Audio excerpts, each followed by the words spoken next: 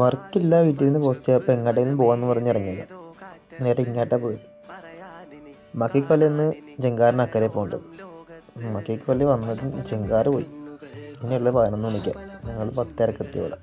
അവിടെ നിന്ന് മണപ്പുറം വന്നപ്പോൾ ജങ്കാറുണ്ട്. നേരെ ക്യൂ നിന്ന് ജങ്കാറ് കയറി അക്കരെ എത്തി. ചെമ്മനായിൽ നിന്ന് തലയോലപ്പറമ്പ് കയറി, അവിടെ നിന്ന് പെരുവ, അവിടെ നിന്ന് പിറവ. അങ്ങനെയാണ് പോണത്.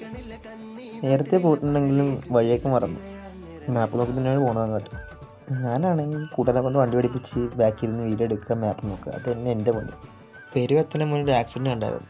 തടിയും വണ്ടി ആക്സിഡൻ്റ് ആയിരുന്നു. പെരുവ വരെ അടിപൊളി റോഡായിരുന്നു. പെരുവ അങ്ങോട്ട് കഴിഞ്ഞതും റോഡിൻ്റെ അവസ്ഥ മാറി.